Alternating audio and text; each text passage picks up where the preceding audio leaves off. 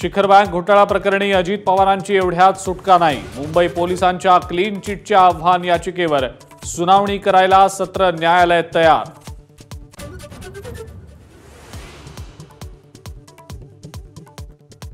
भाजपचा राजीनामा दिलेले गोंदियाचे माजी आमदार रमेश कुथे आज ठाकरे गटात प्रवेश करणार। 2014 पर्यंत होते शिवसेनेमध्येच।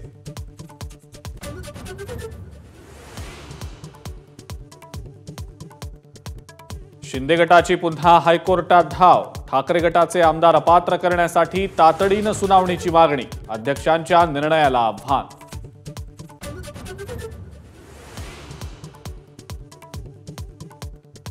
पुण्यामध्ये आज पावसाची विश्रांती। खडकवासला धरणातून विसर्ग घटला। पूर ओसरल्यावर नुकसानाचं धक्कादायक वास्तव उघड।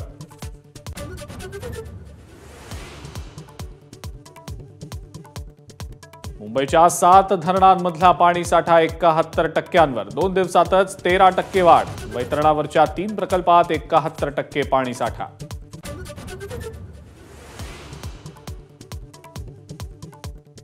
मराठवाड्यावर दुष्काळाचं सावट। 2 महिन्यानंतरही धरणांमध्ये 14% एवढाच पाणीसाठा।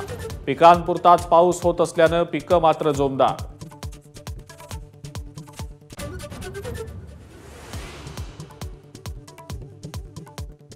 मुंबईत पहाटेपासूनच पावसाची विश्रांती। आज मुंबईतील शाळांना सुट्टी नाही। रेल्वे रस्ते वाहतूक तुर्तास सुरळीत।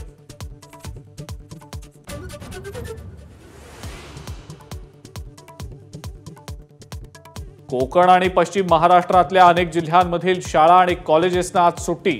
मुसळधार पावसाच्या पार्श्वभूमीवर निर्णय।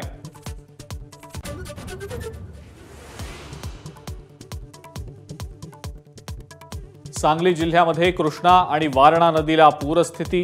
कर्नाळ रस्ता पाण्याखाली। पलूसमधल्या काही गावांचा संपर्क तुटला।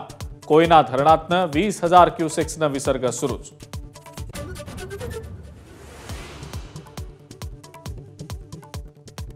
कल्याण ते अहमदनगर दरम्यानची वाहतूक आणखी 24 तास बंदच राहणार। रायते पुलावरचा रस्ता आणि संरक्षक लोखंडी जाळी गेली वाहून।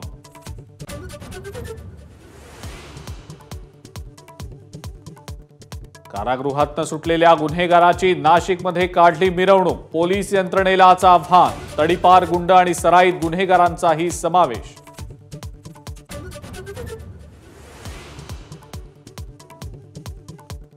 आज 25वा कारगिल विजय दिवस।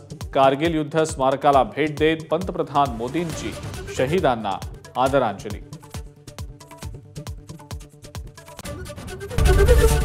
एबीपी माझा, उघडा डोळे बघा नीट।